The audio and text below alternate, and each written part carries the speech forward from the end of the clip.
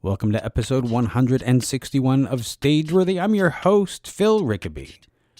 Stageworthy is a podcast about people in Canadian theatre featuring conversations with actors, directors, playwrights, and more.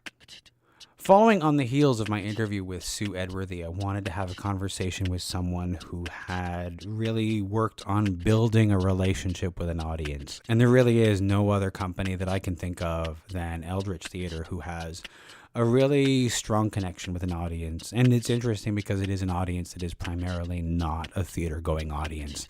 And so Eldritch has managed to do something pretty unusual and something that I think that we can all learn a little something from. So I wanted to bring in their social media guru, their media monster, as they call it, Adrianna Prosser, to have a conversation about what that looks like and how you build an audience and how you maintain a relationship with an audience. And so that's what we're going to be talking about today and the importance of that.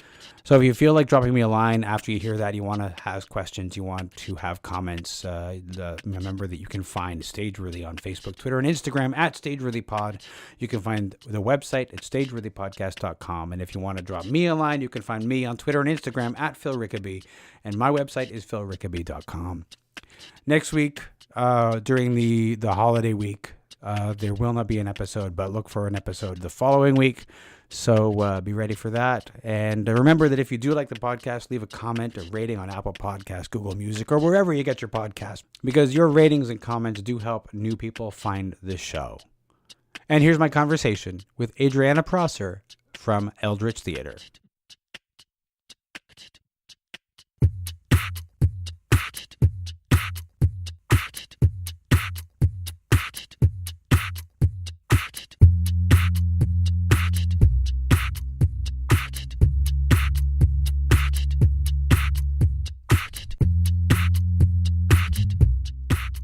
That's, I had pretty much a 90% house rate. Fuck, what? For the whole fucking run. Really? Yeah.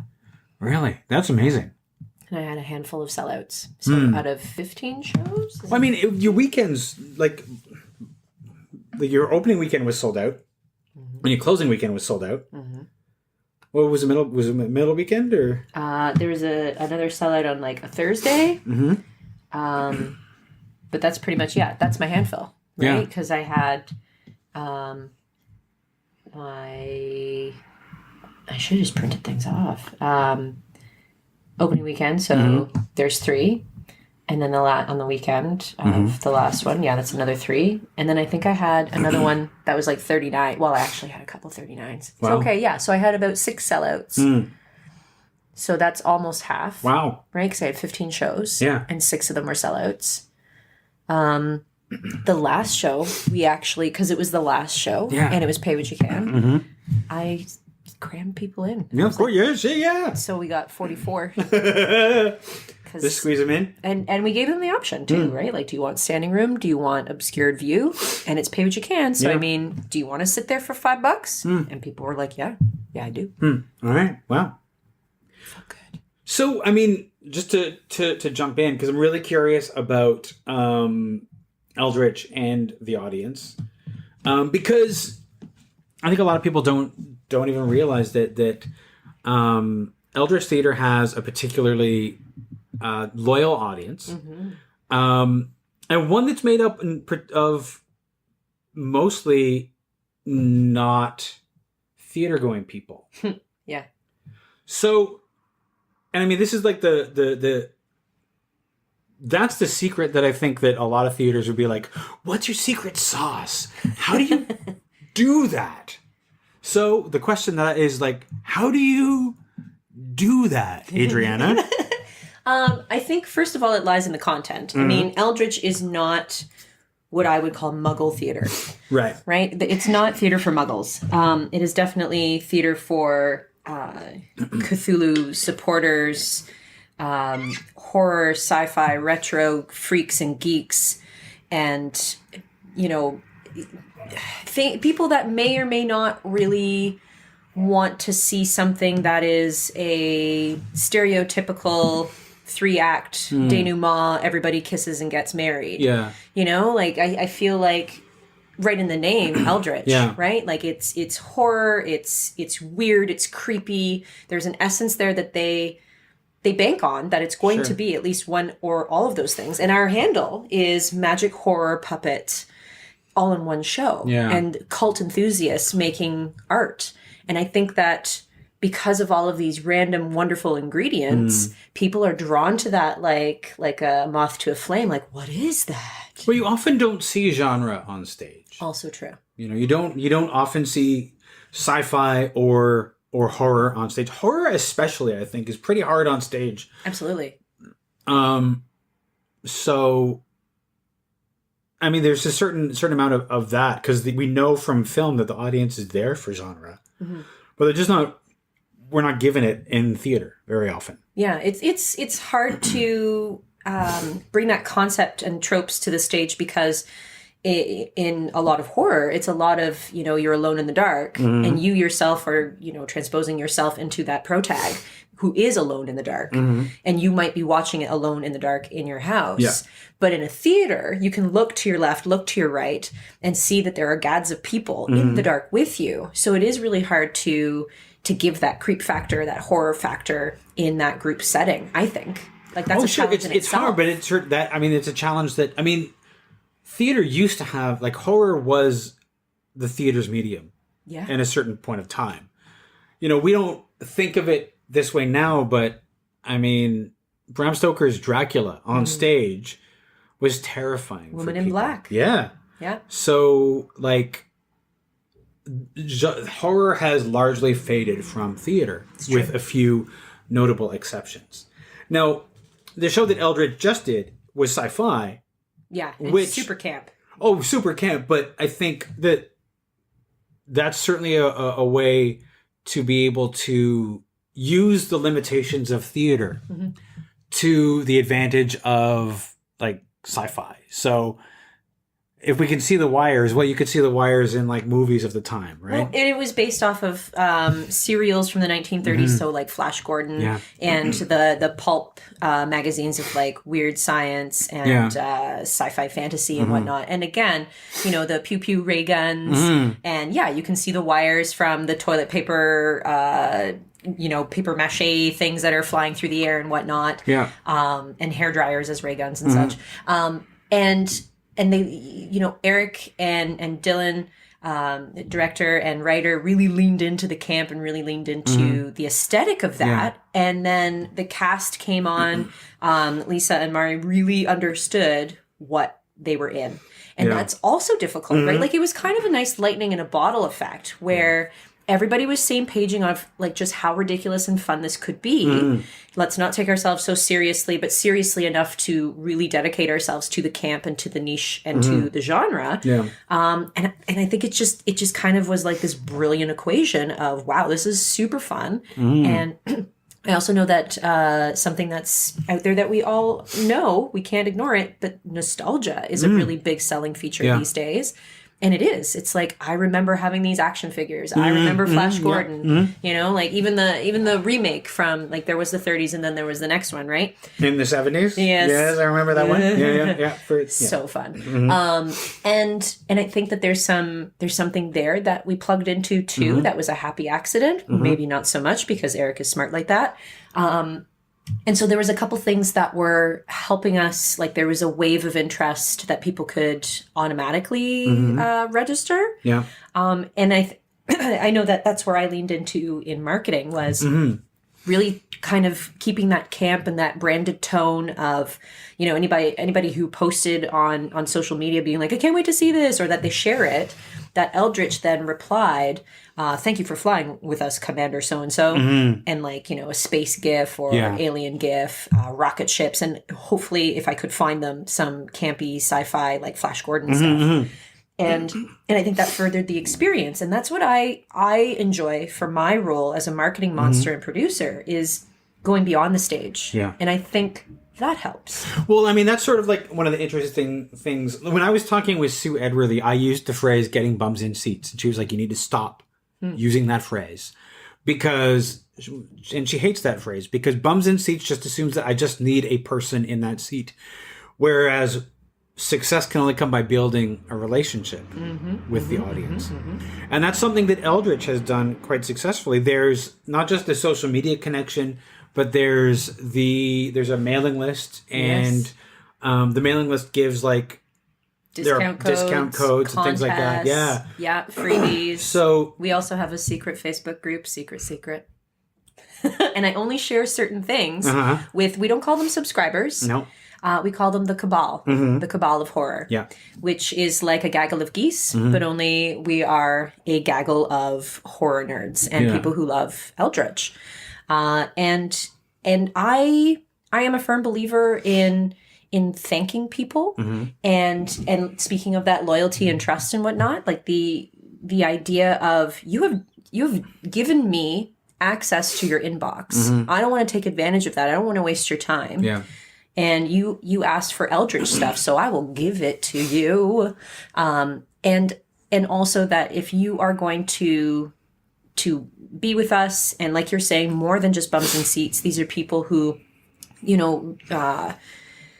regularly speak on their social media, not in just like our like retweets and likes, but they will put out full paragraphs and full reviews of our shows, and really spread that love. And they are what the industry calls brand ambassadors, right? Like they become brand evangelists. Yeah. And I want to reward that, because that's something that we didn't ask them to do, and they do that because they love us and we love them back. It is reciprocal. And I always want to be showing that love, because without them, we're nothing. Yeah. We're just some weirdos that are in a room in costumes speaking the speak. And if nobody's there to watch us, it doesn't matter. Yeah. So spreading that love and thanking them and making it almost like this lovely family is really what I'm all about, and what really drew me to working with Eldritch in the first place. Yeah. The Cabal of Horror, the mailing list, Eldritch does basically one show a year. Yeah, essentially, working on it. We do have a second one now per year because of a partnership with Colburn Lodge. Yes, yeah. We now have an annual seance with Dr. Pretorius Weathergloom in the Coach House.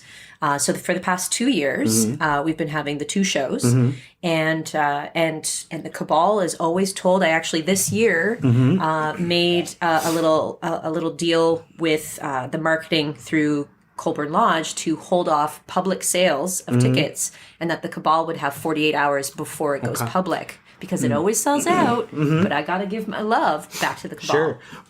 The question that I have is, you've got this, so maybe there's 2 shows, but it's in like, you've got the October, November thing going on usually. Yeah. I think a mistake that some other theater groups make is they only communicate with the audience when they have something coming up. Your relationship with the audience for Eldritch, and because it is a relationship, are you keeping the mailing list going throughout the year?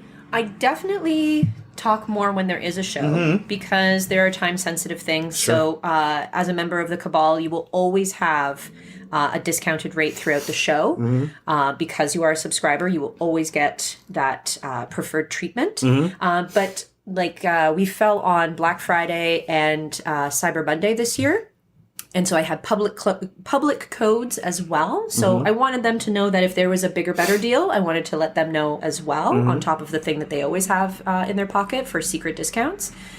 So I was talking a little bit more. Plus, the show opens and I don't have reviews just yet. Yeah, but I want to remind that, okay, the public is going to start to know about this because we have listings. And then the reviews come in. And then we have beautiful photos that come in. And then I cut a video that I want them to see. And so, like, it just, the conversation needs to keep going a little bit more around the shows. But it's true. I don't want dialogue to stop. No. So I like doing things like Throwback Thursdays to older shows because they've been around for a while. And I also like sharing things that are Eldritchian and specifically Lovecraft or horror genre specific. Also, we once we bring somebody on, they become company members. They become a part of our family. So if one of our family members, one of the Eldritch family, are doing something, I like to shout them out and let them know that, this person has a friend show or this person's in a movie. Because again, like we've got to spread that love. Yeah. And also if something ridiculous is happening, like I know that, I don't know when this episode is airing, but there's this zombie musical that even you told me about. It's like, I know that Eldritch would be kind of cool with that. Yeah. Let's let them know that that's happening. And then also if I find some cool things that come across my desk or get thrown in my lap, and I'm like, you know what? Eldritch, they would really like this beautiful crow painting. Why don't I do a contest? Let's talk about what our favorite holiday gift is going to be this year. Like, what are you going to stuff in your stocking? And it becomes a dialogue. And I will reward that. I will reward engagement and contact through the Eldritch family and the Cabal with stuff. Because I want to keep spreading that love around. Nice. I mean, the audience existed before you joined This is true. Eldritch. It was an audience that was drawn in by the genre and the history of work.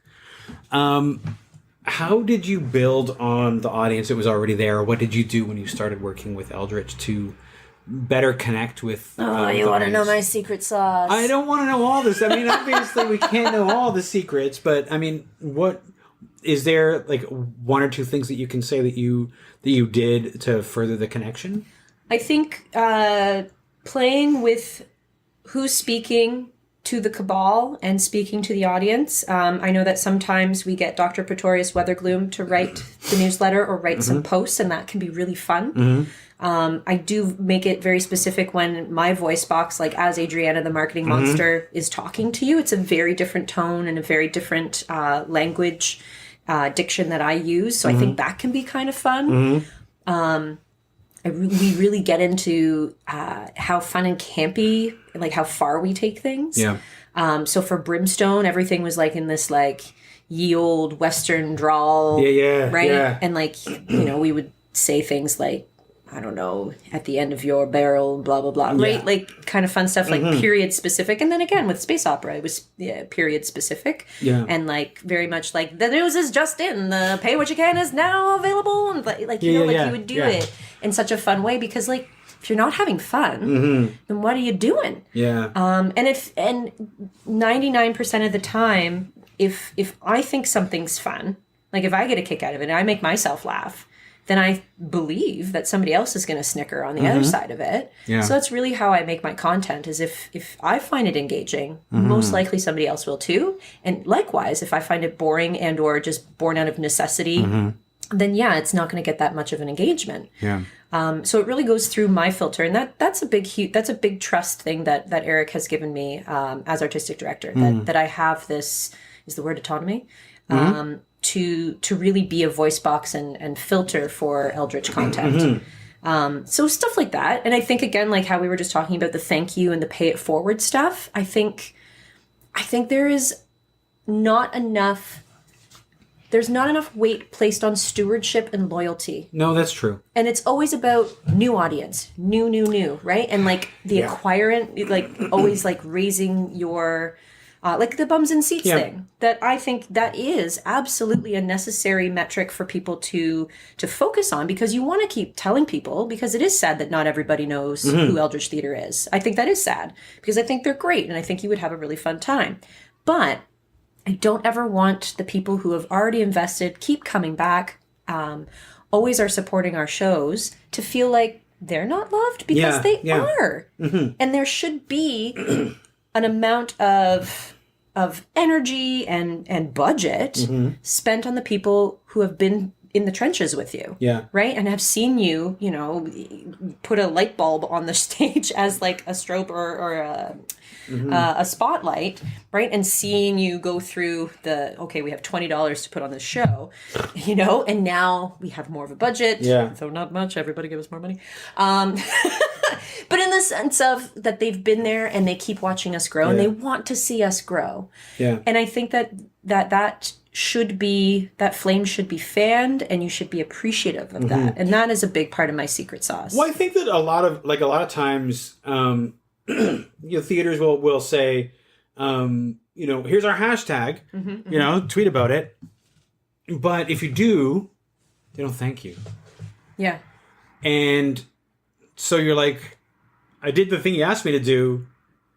The least you could do is thank me. Which is why I wanted to do the Thanks for Flying with Us. Absolutely. Right? And I kept it in brand, and I just wanted to make them smile. I honestly, I found the responses, like when I got a response, I was like, and that's why I like Eldritch, because you get it makes you feel like you are connected with it in a way that you might not be with some other theaters or things, right? Well, and that's the thing is, like, I want you to feel value because you've given us value. You've given us your time and money, right? That's a huge thing. There's so many things that you could spend your time and money on, but you decided to spend your time and money on a crazy zany night with like power lesbians and space princesses and a crazy mad scientist. Yeah. Thank you for that. Yeah.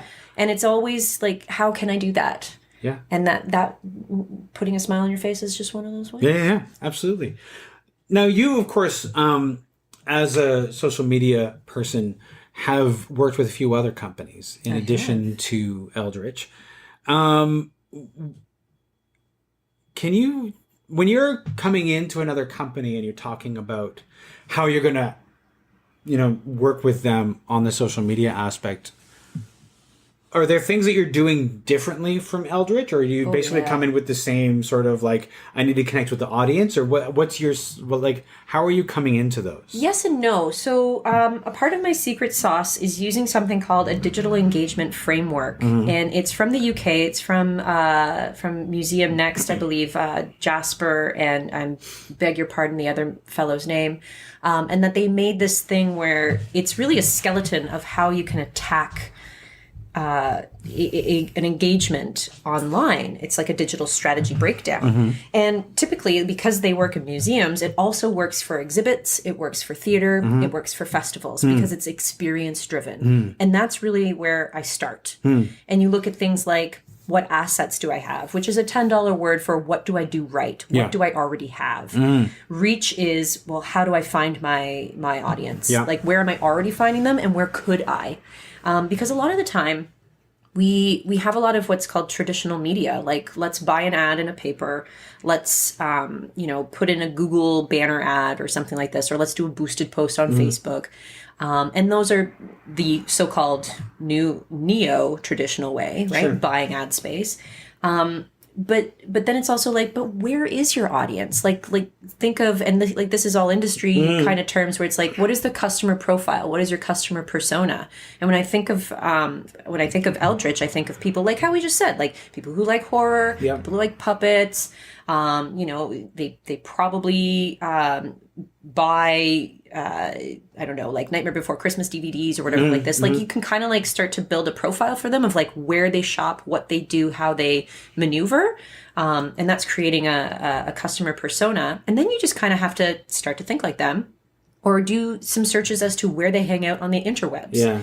Because I'll let you know that in 2016, when I came on, we were doing Brimstone McCready. Yeah. And I basically just kind of said, okay, Eldritch, how do you do this? And we just kind of worked in a little bit of what I was thinking, because I was still learning and growing, and I didn't take as many risks with Brimstone as I did with Space Opera Zero. And so a lot of the framework for Brimstone was quite traditional. We spent, I think, about 50% of our budget on posters and flyers.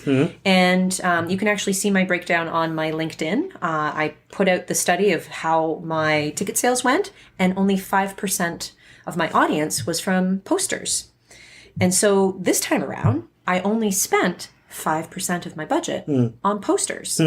Because you look at your data, and that's the other part of all of this, is through a business mind, you have to look, and that's something that's long game. You have to look at your stats, and you have to listen to them and listen to your audience through their spending habits, and the fact that, okay, well, if I spent X amount of money, but I only got, $5 back, then maybe I should only be spending about $5, or at least understand that return is going to be there. Yeah. This is all boring talk for, we made a lot better sales and a lot like a better business choice based on my findings, and I get to keep my job because I have these stats to prove. And so I actually doubled money and attendance from 2016 to 2018 because in 2017 it was a workshop year, so we only did the seance, which also sold out, but it wasn't what I would call a pure Eldritch, right? Because we also had the people who always regularly buy for that event that we collaborated with.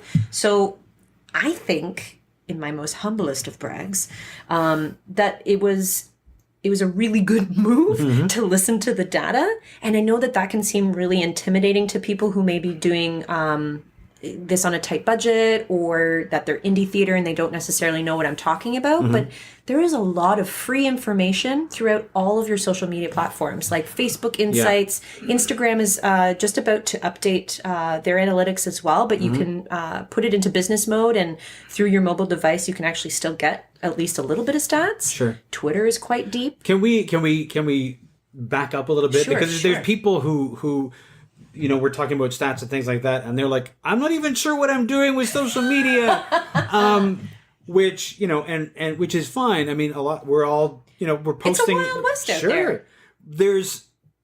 I just want to say that there are things that you can do. Facebook has their own their own sort of courses that you can take. Yeah, and for free. Facebook Blueprint. Everybody, please get in there. Facebook Blueprint. And if you want to get certified, you can pay, but you can learn it all for free. Absolutely. And free is an important word in theater, especially indie theater. Yeah.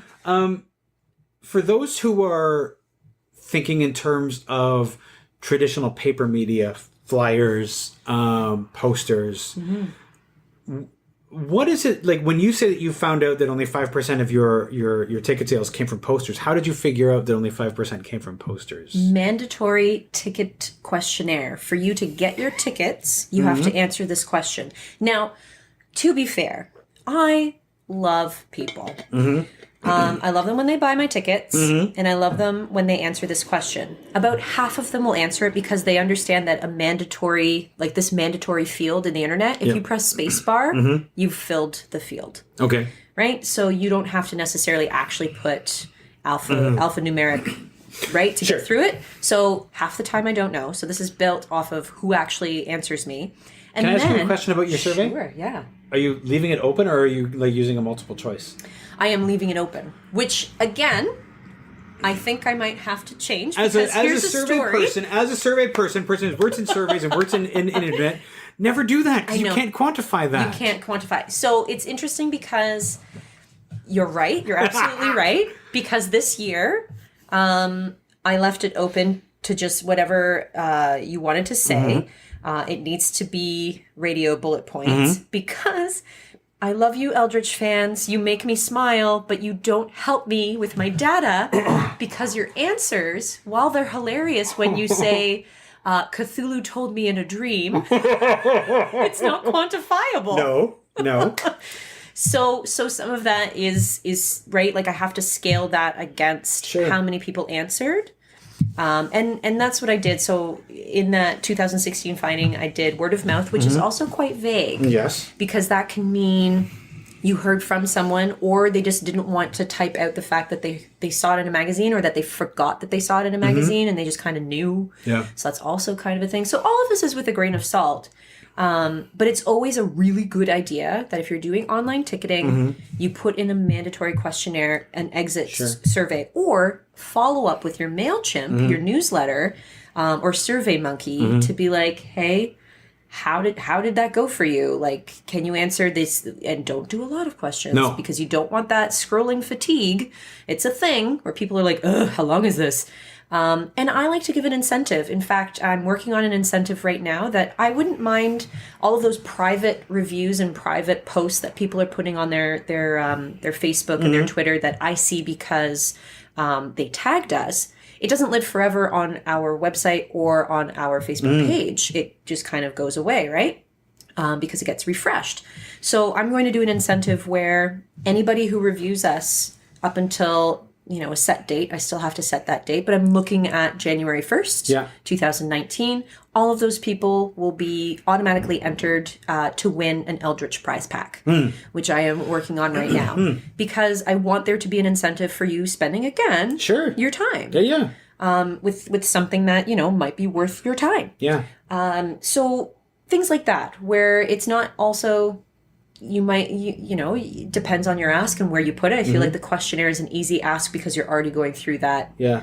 I would say that generally the questionnaire, as long as I would say that you might get a better return if you're using radio buttons. It's true. Because then people don't have to take time to Please learn from type. my mistake. As much as I love Cthulhu telling you in a dream. But I also, because of that tells me leave out other. Yes, absolutely. This is something that you also have to put in, not room for necessarily failure, but things like this where it's a learning curve. You might not have pure data or like an absolute reason to do anything. Like a lot of this is Wild West. You just have to go with the hunch. You have to go with the algorithm. You have to go with, okay, so everybody's liking my videos, but they're not liking these beautiful posts of pictures that I've been editing. Well, you're going to have to suck it up, princess, and do more videos. Yeah. Or whatever, right? Did you find that the video got out? You threw out that example. Did you find the video performed better than image? Not necessarily, but I do know that Facebook favors organic video posts, so not things that you link to, but that you upload to Facebook and then share. So we did that this year with a 15-second video of Lisa Norton playing Emily Trueheart with her little magnifying glass for our very final promo code. It was for Cyber Monday. And I did it for 5 days. And I think we got a pretty good return. I know that people use the code.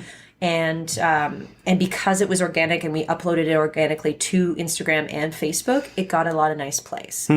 So there's also that too, is like possibly doing a little bit of, Facebook Blueprint or Emma. Emma's a good place to learn things for free as well. To just kind of, if you're going to start to do this type of marketing where it's more about your time than your money. And I know that that's something that indie theater prizes, that with a $20 spend, I got a really great return. But I needed to do a little bit of homework to make sure that I was going to be spending my money dollars the best way possible. Now, that $20 spend, was that on boosting the post, or was that on... Yes, boosting the post to a target audience. Usually, you can be very lazy with these settings in Facebook. You can say people who like my page and their friends.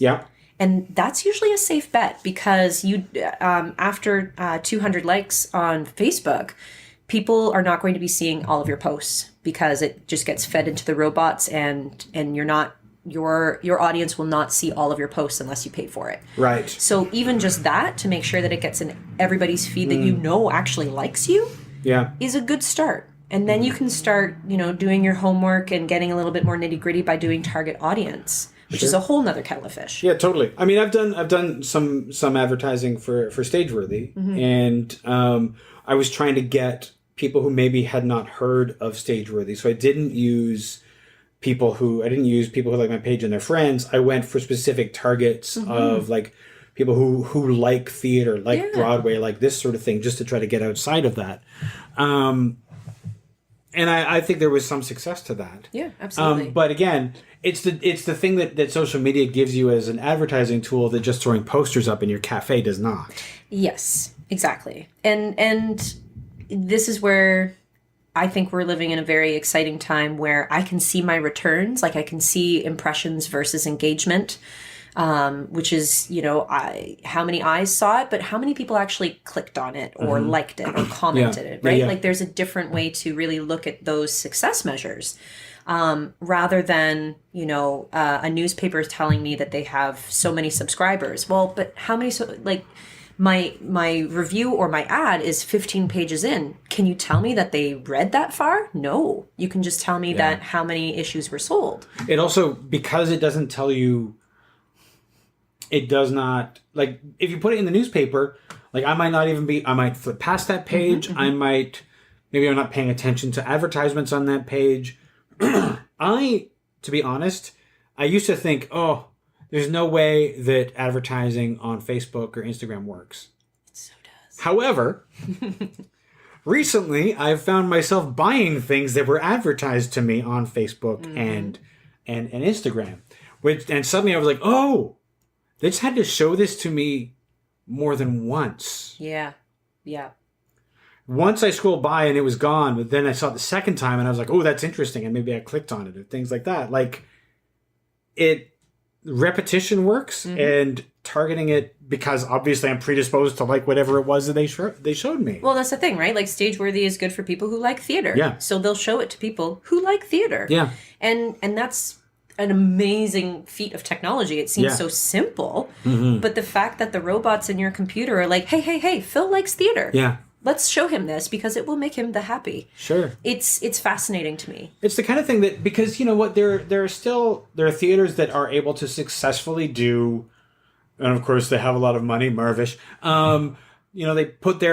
They do a rap on the streetcar, Top of mind targeting, right? Yeah. Top of mind is a huge budget, like that is like a lot of the dollars. But that's a wide net. That's like, because you don't actually know who's seeing it. Same thing as like putting those flags on the street, on the streetlights and things like that. You have all you're doing is covering space, and you will never know how many people actually saw it. Whereas online, like you said, $20, you could boost the post and I know exactly what's happening. Yeah. Top of mind is very, very big budget, because it's something that is in your face, and like you said, repetition sells. So that's what they're banking on, is that it doesn't matter how many people see it, it's just how many times they see it. Yes. Like they walk by that thing, or they see that streetcar every day. But again, with indie theater and with limited budgets, like say people going into the Fringe, and this is their first show ever, a $20 spend might be all you have. And so to do a targeted ad and like to actually find those people through keywords, and to know that 20,000 people saw it within the GTA can feel good. Yeah. Right? That you actually made sense of your budget. It's interesting to think about. You know, I've been involved in Fringe shows and peripheral to Fringe for many years before there was a Facebook and all that sort of stuff, and how posters. You had to get your posters out. You had to get your flyers out. You know, you had to get those. I still think that flyers are important for Fringe. Well, that's a different culture too. But also, I do think that, like, I have never bought, for even my Fringe tour, I never had more than 25 posters printed. Because I knew the areas, I knew that I would put up a few. Yeah. But that the value would come from talking to people. Absolutely. And that's the culture difference of the Fringe, right? Yes. The festival setting. Sure. And that's, again, just a little bit of homework will tell you, I don't need to spend this money on posters. What I need to do is I need to spend the money on me being there. Yeah, I need to have the time. I need to take the time to be there, and I need to have a thing that I can give people. Yeah. Also, that I know people who, like, even when they were having a rough time at a Fringe, boosting a post that they'd made about their show, even though they were from out of town, still helped them sell some tickets that they wouldn't have sold anyway. Yeah, because they can just hit, Toronto plus 5 miles. Yeah. Or they can just say anything that's like Toronto, like the M4 postal code and stuff like this. Like you can get quite specific. And that can help people who are like, I don't know where the hot spots are here. I'm from Edmonton. Yeah. Right? Like that they don't know to hang out at the patio or, the Fringe hub. Yeah. And or that they might not have come with a lot of people to lean on to do a lot of that canvassing, and that they too are getting like, theater burnout from doing the shows and then having to go and like shill their show. That's a lot. Yeah, yeah. So a target ad can be your friend for $20. Absolutely. Absolutely. And I think that a lot of people are not thinking about that. It's kind of cheap to advertise on Facebook and Instagram, right? It doesn't cost a lot. Yeah. Knowing that an A4, so something that's like maybe around the size of your hand, is about $2,000. In major newspapers can be very intimidating. Yeah. Can you even imagine how much one of those wraps are for exactly my firstborn? Yeah. And so doing a targeted ad and at least getting some more eyes on it in a way that you can't just knock on all these people's doors like they used to. Yeah. And like canvas or do any kind of mail out, because that's another thing too, is like how much would you spend on a mail out just for somebody to put in the recycling? Yeah. Right? The scroll is such a much easier way to get people, and much more environmentally friendly. And I think that it can't be the fact that like if you run your ad and somebody falls within your demographic, they're likely going to see that ad a few times in a way that they won't if you send them a flyer in the mail or something like that. Like I said, I've bought things because they showed it to me 3 times. Absolutely. But there's also something to be said about not using the same image over and over again. Oh, yeah. Right? So I challenged myself this time around to take more photos. So the photos that you see for Space Opera Zero is myself, for better or worse.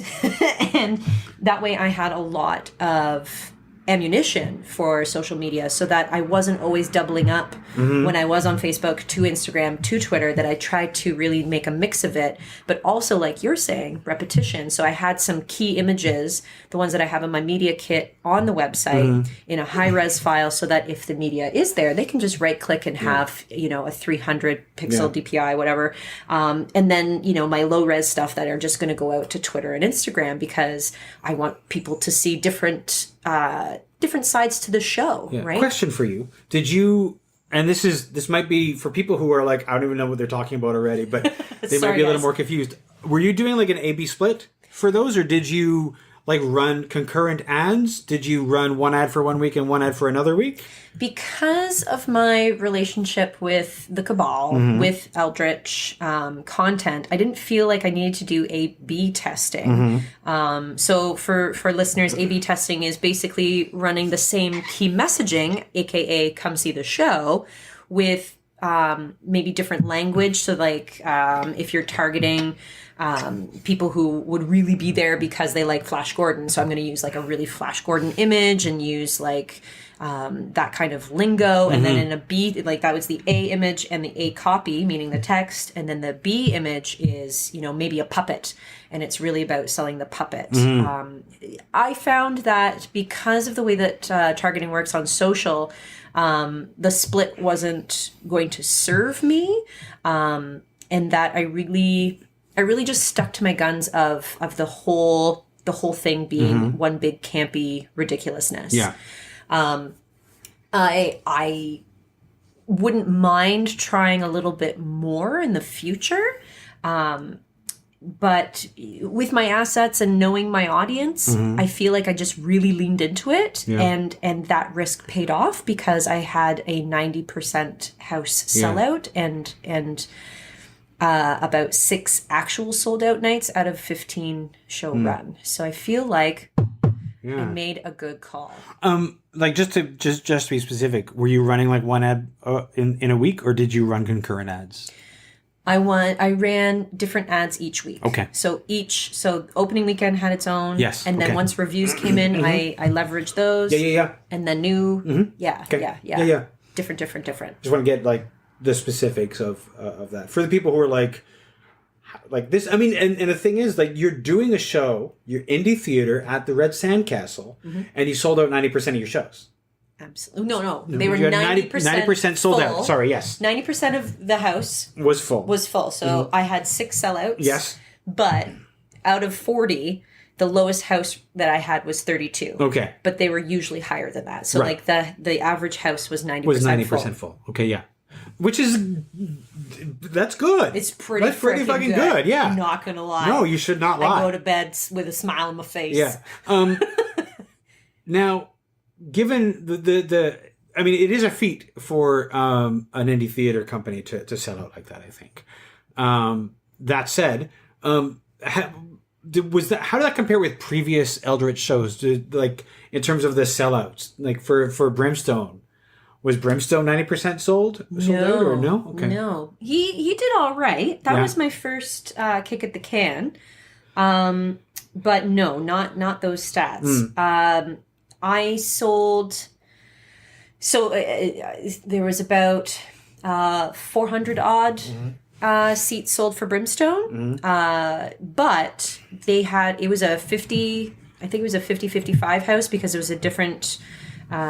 way that it was set up for seat-wise for the house. And so, I mean, we all can just kind of give a little nod to the fact that I had less seats and it's easier to sell out a smaller house. Yeah. Sure.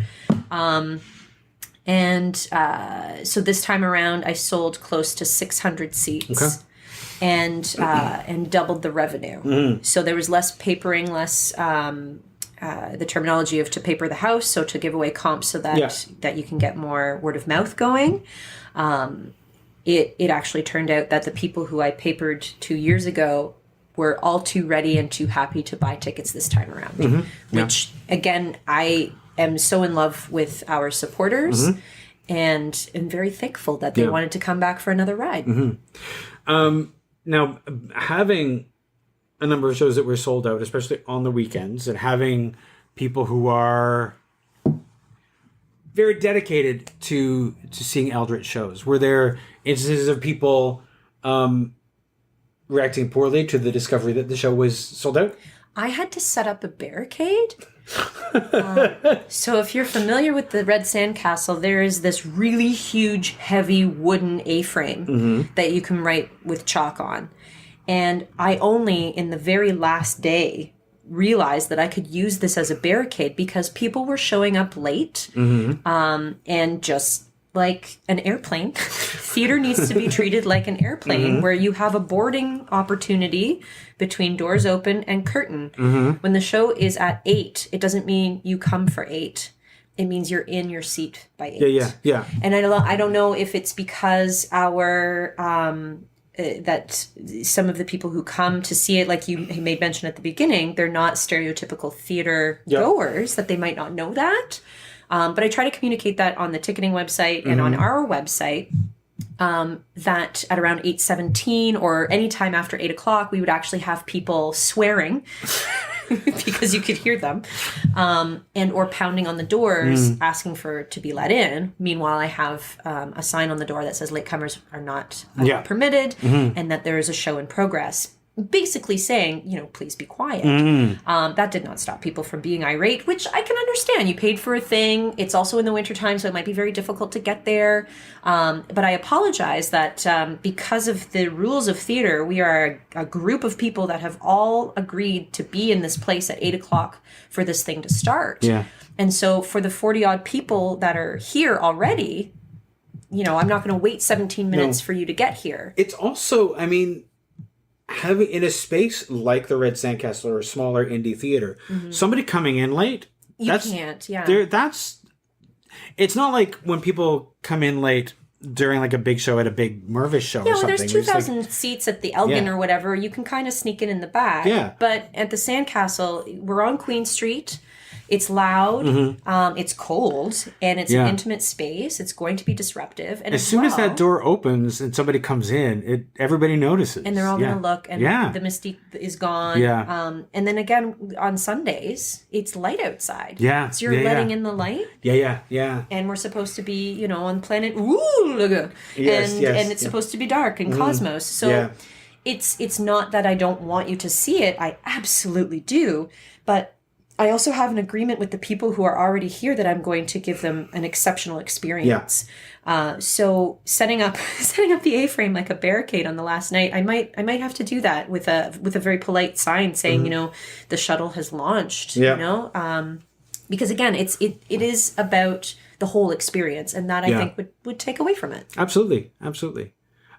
Favorite part of this particular show in like. Was there a particular thing that happened on social media or a particular ad that you're most proud of? Like, what's your favorite thing? There's so many favorites. Just the show in itself. The fact that there's something called the coitus song. But there was actually something that would always make me giggle, is that there was tracks of the Yargulek, these types of aliens, and it was Eric Wolf just going, and it just made me laugh every single freaking time. And he's not even on stage doing it. It's a track where she's like, oh, the aliens are coming. And it's just him going, it's just so ridiculous, and I love it. And that's exactly like in a summary of just how wonderful Eldritch can be. I would just say that, like, having been in the audience and just really... from the video at the beginning to the end, just like smiling the whole way through. Amazing. Which is I think one of the highest compliments I can give for a show like this. That's very kind. And what's really nice is that because we're like this lovely indie theater, I was actually given the opportunity to make the opening credits, which you can see on our YouTube. And it's all from our love of like the homage that we're trying to give with Flash Gordon. I actually tracked down the text font files to be actual Flash Gordon 1930s serial, and then the comic book pulp art of the Weird Fantasy. I got that font.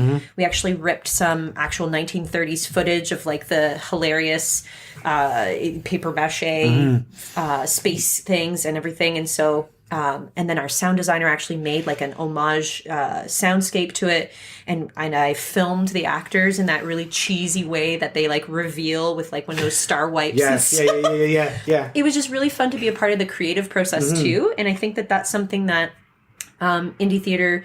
It's really fun that you can lean into how silly your budget can be, and just how all of you can be involved in that creative, and that was a very favorite part too. That I was allowed to not just make ad buys and hashtags, but to also be a part of like the staged thing. And in so much as well, one of my favorite parts is that the stage manager, Sandy Becker, actually puts a space hat on that lights up, and she has a Nerf gun, and she assaults Planet Oog in the name of Gus, which is an in-joke, but the aliens, and that she too is a part of the creative process. Meanwhile, stage managers are sometimes, isolated from that creative process to just press buttons in the booth and you never really see them, right? Like their nickname is God because you never see them.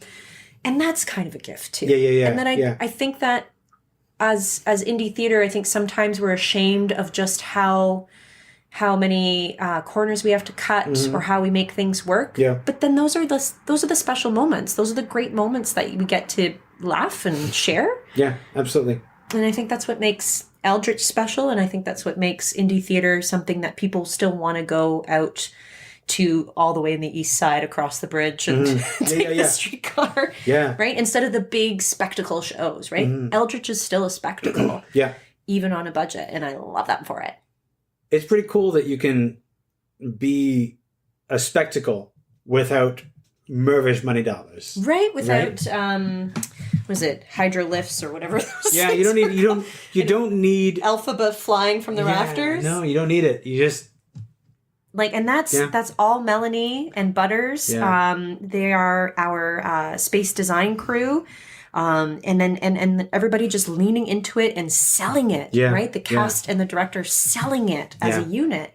And then that comes through when I get to do all of the set stills and the pictures that I get to share these really wonderful moments out on social media. And I think that's where I get a lot of the comments of just like, what am I seeing? What is this crazy, wonderful puppet? Right? Did you find that people were reacting to the images and being like, what the fuck? A little bit. I was given some direction from the artistic crew that they didn't want so many puppet reveals because that was a big part of the show. So I only started to reveal those things a little bit later in the run. That we wanted to keep some things as a spectacle, as a reveal, and I can appreciate that because for me, transparency is a huge deal because I want to let you in. I want you to see the process. So if you look on our Insta stories on Instagram, there's a lot of behind the scenes stuff. And then even then, I keep some of that behind the scenes stuff for only the Cabal. So unless you're a Cabal member, you haven't seen Eric Wolf dance to the Coitus song in his spacesuit. I'm just saying that's worth the price of admission, also known as it's free, and become a subscriber. Well, all right then. Adrianna, thanks so much. You're welcome. Thanks.